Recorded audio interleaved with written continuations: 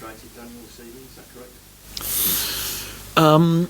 Not very frustrated, proud and a bit disappointed, from honest, because it's of course a good point for us. Yeah, it's a newly promoted side.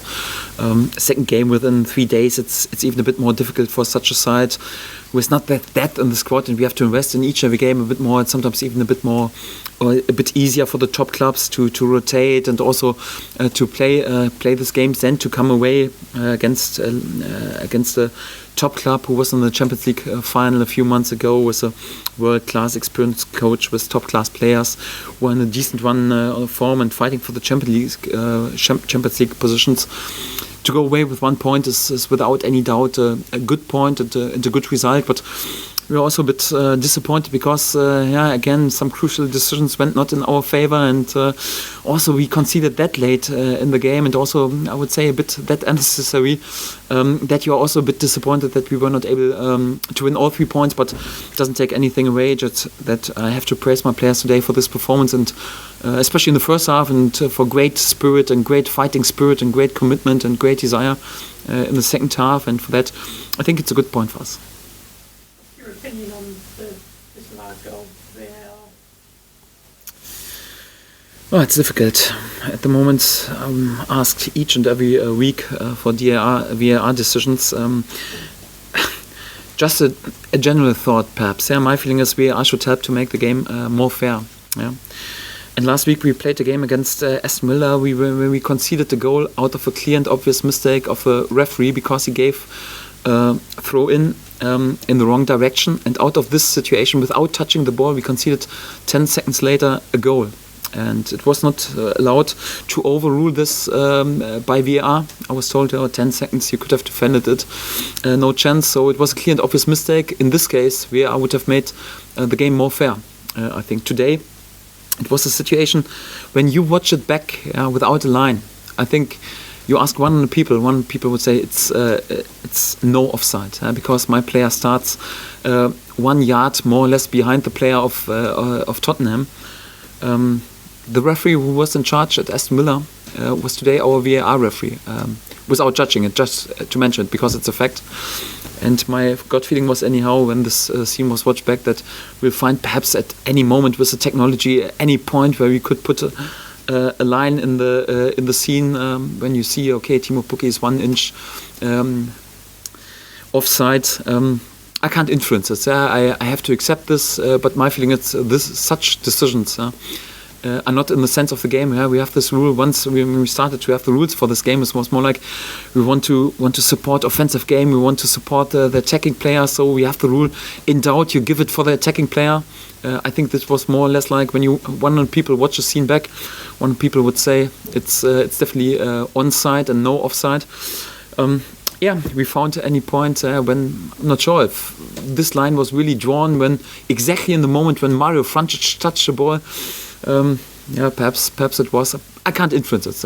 It's wasted energy. For me, it's more like I made it clear. I'm prepared that no VAR decision goes in our favor during the season. At least that's the feeling at the moment, and it's hard to accept and tough for the lads because of 2-0 up to be 2-0 up at halftime in such a game would be more or less at least a kind of a pre-decision.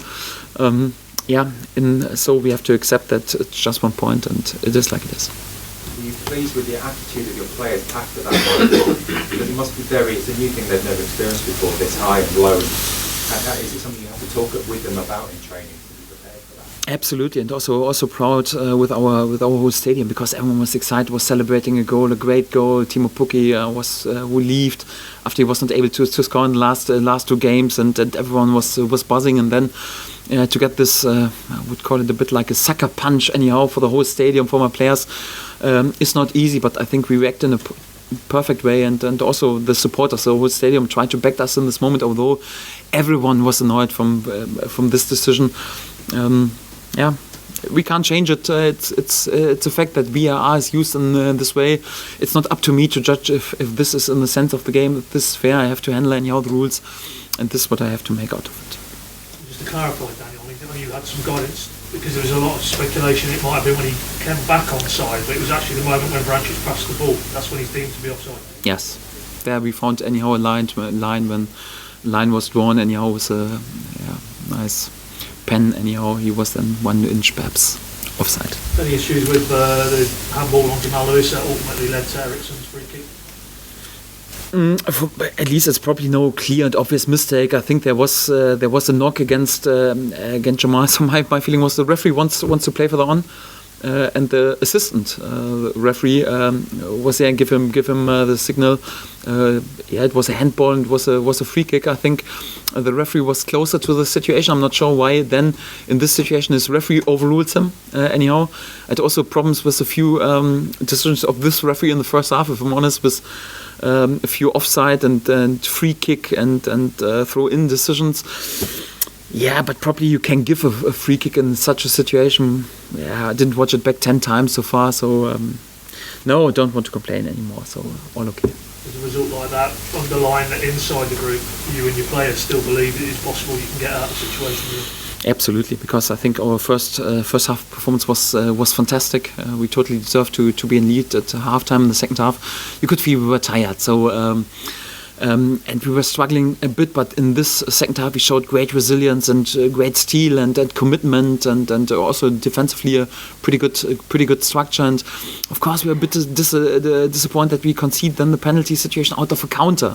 It was not necessary, and also probably not necessary in this situation to tackle.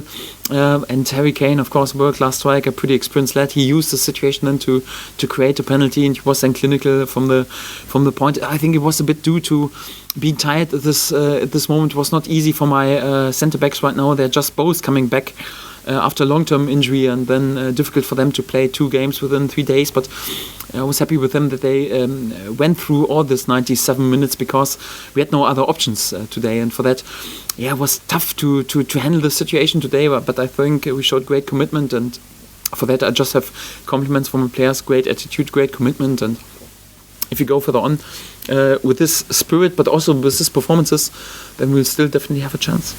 Well, I want to be on top. As you say there was an error there, Tom Tribal giving the ball away, and it's proved quite costly. Is that ultimately, look back at all these games and all the positives from the play, but just in those crucial moments, that's one aspect your team needs to be better, isn't it? Because at this level you get punished. Yes, of course, it was unnecessary, and Tom is probably the saddest person in the dressing room, because he came just in the game and underestimated the situation. Of course, if we can keep the ball in this situation, we wouldn't allow a counter. And to concede after being 2-1 up, then out of a counter situation, the penalty and then in the end the goal is of course a bit disappointing. But yeah, the players are human beings and no robots, and we are there with mistakes, and we are pretty young side, and also also not a side who can spend unbelievable amount of money for experienced players who play more or less without any mistakes. For that, we have to back them and have to accept them. Although it hurts sometimes, but we have to learn out of this moments there that this kind of errors can be pretty costly. And today, probably it cost us 2 points. Yes.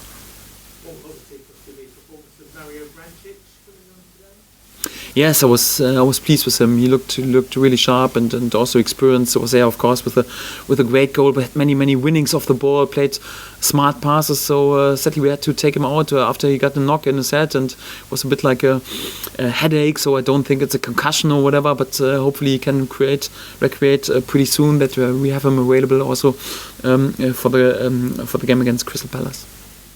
Is it all right? We ask you no problem. Questions on Palace. Picking up that question there. He showed his quality, didn't he, in the first half?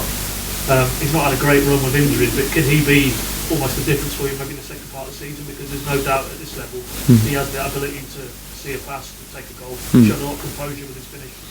Absolutely. So each and every player in this group is unbelievably important, because we don't have such a big group, such a big depth in the group like the top clubs, and for that we need each and every player. We don't have just 11 players in the starting lineup, so we have options. So we showed this today. I was pleased with the likes of Onel Hernandez, of Mario, of course of Jamal Lewis and Marcus Tiepermann. It's not easy for them. You think they come in, they are recreated, they can deliver. No, it's even Jamal, for example, he was not involved in the recent weeks, and then to deliver on this level is not easy. And for that, it was important that they delivered with a really good performance. And I was especially pleased with Mario as well. You've made the 4 changes today. Will, again, because of the quick turnaround, will it have to be similar again? Do you feel? Is that in your mind? Yeah, first of all, we have to wait how the injury situation develops a bit, because Kenny McLean got also not knock against his foot. He was also humping around a bit. I hope it's not too bad. We have to wait how the situation with Mario develops.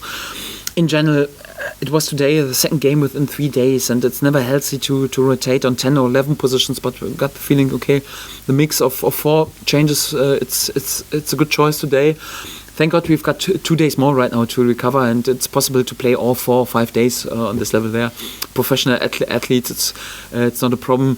I think this situation was even a bit more a problem. So we have to rate right now who is available, and then we have to make some late choices, and hopefully also again the right choices in order to be then there with a good performance and good result against Palace. Giving the players 1 or 2 a breather. Suggestion maybe Timu's not quite been as sharp as we know he can be since Leicester. I mean, what would you say to that? But the reality is very hard to pull him out of the side and put somebody else in, because he is so important to you. Yes, and in general, of course, he had this incident with his toe, and also for the offensive player, it's not that easy to play that much, because even defending positions, you could realize, okay, my defenders were struggling a bit in the second half with being tired. But even for offensive players, you even have to be a bit more sharper in order to score goals and or to assist. But it's also, of course, sometimes you have a period when the first touch is not that clinical, for example. Yeah, but also he was then able to force the second goal, for example. Yeah, we had a brilliant win off the ball, then a nice little give and go, perfect pass of Emi Buendia, and even in this scene, Timo was there with a brilliant movement in order to get the ball, and he forced then the goal. Of course, his first touch could have been a bit more clinical. He scored a fantastic goal that was disallowed by VAR. Otherwise, everyone would praise him today as much. And yeah, believe me, he can handle the load. If a top-class, world-class striker like Harry Kane is able to play each and every minute, and he's also crucial for such a team, and it's not able to leave him out for 1 second anyhow, then we rely even a bit more on Timo, and all our trust is with him, and for that, no problems at all. No problem. Palace, what do you make of them? Obviously, that was a game earlier in the season you probably felt you had a very good spell just before half time. I think possibly a game you could have got something out of, but I mean, how do you assess their season and their threats? Each and every game, we have to prepare ourselves that we want to win some points. Let's be honest. So we were the biggest favourite for position 20 in this league before the season starts, and we had bad luck in so many topics during the first half of the season, and topics of VAR decisions, and topics of injury crisis, also some unlucky results anyhow. And to be there after the first half of the season just with 12 points out of 19 games, let's be honest, it would be a little miracle to be allowed to stay in this league also for the next season. But one thing is for sure, so don't underestimate the attitude and the spirit of my lads. And one thing is for sure, these lads will work their socks off in order to create this miracle. And I think it was a brilliant first step today, and a brilliant start into this second half of the season. And one thing is for sure, I can't guarantee that we will stay in this league, but what I can guarantee, that we will fight to the last game day. And for that, it's also another great opportunity against Crystal Palace to be there, to win some points here at home. And in this mood, we'll prepare ourselves and show, again, great spirit, and then hopefully we are there also with a good result. Final, and that is the final game of 2019. Just assess the year for yourself and the club. Ended with a great title win, but it's been tougher going in the Premier League. But as a year, how do you look back on it? Yes, it's always a bit difficult to praise ourselves too much, and also to try to stay humble, because it was definitely a sensational season for the whole club, for everyone who was involved at Norwich City. We created a big sensation without more or less spending money with the selling of some of our key players and some of our best players. Then to create a record season with winning the championship title, with a record season in terms of points, of scored goals. Also, we're praised a lot for the brand of football that we played. Right now, we're back in the top flight, and we showed also some great performances at great days, like for example win against Man City, win at Goodison Park. We played here Newcastle out of the park, so we had some great memories, of course. Also then in this top flight, some disappointing results in the recent week, recent months, but overall I think it was a sensational season for this club. And hopefully we can work on the next miracle and create another sensation, hopefully already in the summer. Thanks, guys. Thank you. Thanks. Thank you. Enjoy the evening, huh? All the best.